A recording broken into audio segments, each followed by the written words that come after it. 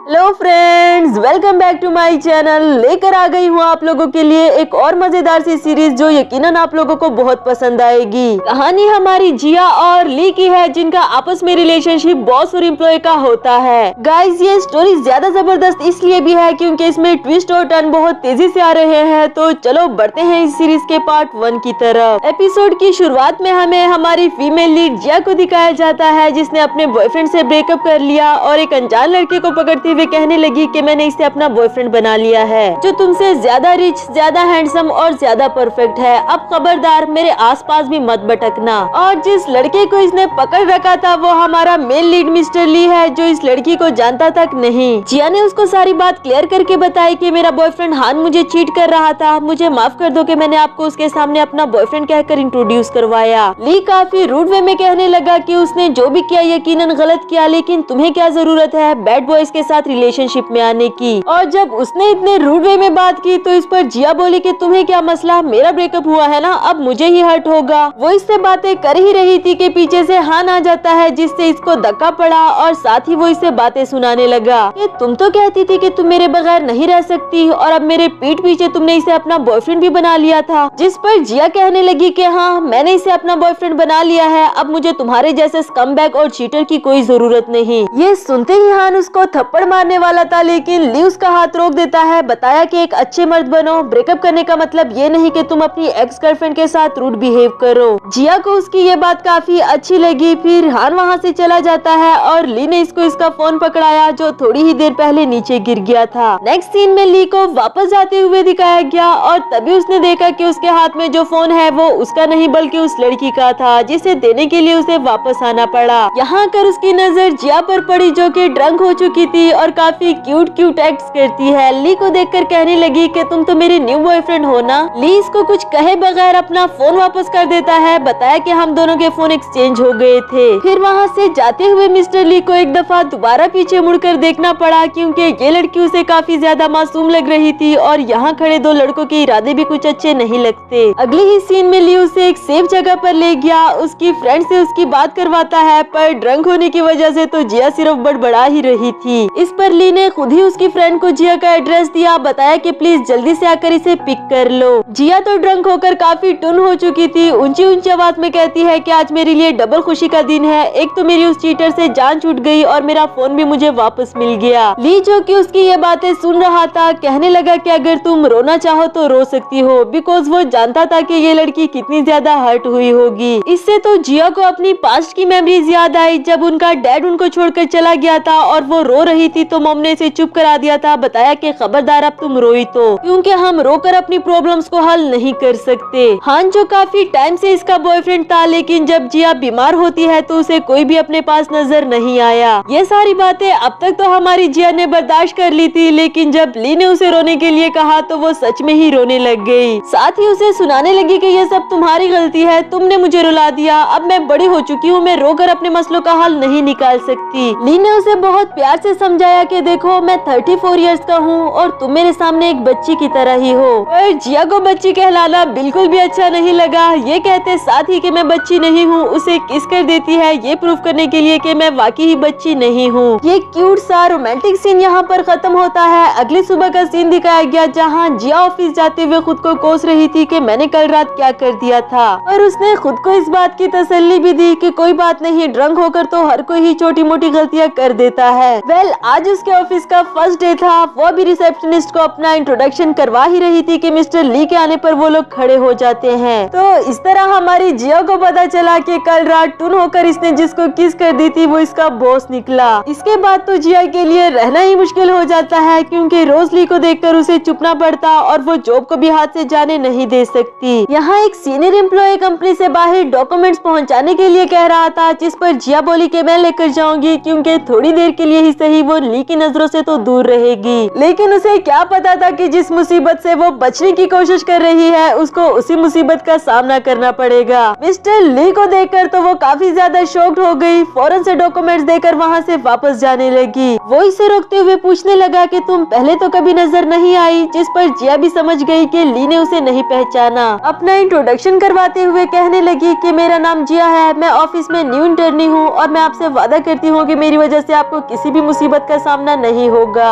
यहाँ ली तो उसको उसके गंदे जूते दिखाते हुए कहने लगा कि तुम्हारी वजह से ऑलरेडी ही मुझे मुसीबत का सामना करना पड़ रहा है। साथ ही बताया कि लिविंग रूम में बैठकर मेरा इंतजार करो और हाँ, टॉयलेट जाने के अलावा और कहीं भी मेरे घर में तुम मेरी परमिशन के बगैर नहीं जा सकती। उसकी बात सुनकर हमारी जिया चुपचाप से बैठ तो जाती है, पर ऐसे उसे सुकून आने वाला कहाँ था। ली से मस्के लगाते हुए उसका वाईफाई पासवर्ड पूछती है, जिस पर वो बोला कि इसे आज की अपनी आखिरी बात समझो, इसके बाद मैं तुम्हें बोलता हुआ ना देखूं। अब मिस्टर ली ने बोलने से मना किया था, लिख कर बात करने से थोड़ी ना। इसीलिए ही तो हमारी अक्लमंद जिया उसे लिख कर देती है कि प्लीज क्या मुझे आपका चार्जर मिल सकता है। इसके बाद हमें दिखाया गया कि मिस्टर ली अपने लिए खाना बना रहा था और बेचारी जिया वहाँ पर बैठ कर बोर होती रही। उसके हाथ का बनाया हुआ खाना टेस्ट करने की ट्राई तो करती है, लेकिन मिस्टर ली ने उसे रोक दिया, बताया कि मैंने सिर्फ अपने लिए बनाया है। नेक्स्ट सीन में हमें दिखाया जाता है कि जिया अभी तक बैठे मिस्टर ली के ऑर्डर का वेट कर रही थी कि वो कब मुझे यहाँ से जाने के लिए कहेगा। उसकी फ्रेंड लीना कह रही थी कि आज तुम्हारी बर्थडे है, इसलिए मैं सोच रही थी कि तुम्हें लंच ट्रीट करूं। जिस पर जिया बोली कि यार प्लीज खाने का तो मेरे सामने जिक्र ही मत करो, एक तो मुझे इतनी सख्त भूख लगी है, ऊपर से ये खड़ूस बॉस मुझे जाने भी नहीं दे रहा। मेरा तो अभी के अभी श्रिम्प खाने को दिल कर रहा है। और ये बातें इधर मिस्टर ली ने सुन ली कि आज जिया की बर्थडे है। अब चाहे वो कितना ही ज्यादा खड़ूस क्यों ना हो, लेकिन बर्थडे वाले दिन तो लड़की को बुले नहीं कर सकता, इसलिए उसके फेवरेट श्रिम्प बनाने लगा। दूसरी तरफ जिया वहीं बैठे बैठे सो गई थी। मिस्टर ली उसके पास जाते हुए कहने लगा कि किचन में कुछ बचा कुचा खाना पड़ा है, अगर तुम खाना चाहो तो उसे खा सकती हो। जबकि उसका तो भूख से बुरा हाल हो रहा था, और जब उसने किचन में जाकर देखा कि उसके फेवरेट श्रिम्प बने हैं, फिर तो वो फौरन से खा गई। आफ्टर दैट वो अपना पेंडेंट उतारना चाह रही थी, जो उससे नहीं हो पा रहा था, और वो मिस्टर ली से अपनी हेल्प करने के लिए कहती है। जिस पर वो बोला कि तुम इतनी स्टूपिड क्यों हो, जब से आई हो मुझे परेशान करने पर तुल गई। लेकिन जिया कहती है कि अगर आप दूसरों की मदद करेंगे तभी तो दूसरे भी आपकी मदद करेंगे ना। जिया को उसे कोई उम्मीद तो नहीं थी, लेकिन फिर भी उसने आकर इसकी हेल्प की। जिस पर ये पूछने लगी कि आप इतने अजीब क्यों हो, अभी अभी तो आपने मना किया था। और ली उसकी तरफ झुकते हुए कहने लगा, क्योंकि मुझे डर है कि तुम दोबारा ही मुझे किस ना कर दो। यानी कि मिस्टर ली उसे पहचान गया था कि जिया ही वो लड़की है जिसने ड्रंक होकर मुझे किस की थी, और ये बात जिया को भी अभी अभी ही पता चली। नेक्स्ट सीन में हमें दिखाया गया कि जिया अभी भी वहाँ से नहीं जा सकी, बैठे बैठे ही वही सो गई थी, और ऐसा लग रहा था कि वो काफी सुहाना सपना देख रही है। पर ली ने उसको जगाते हुए कहा कि तुम्हारा ऑफिस टाइम खत्म हुआ, अब तुम यहाँ से जा सकती हो।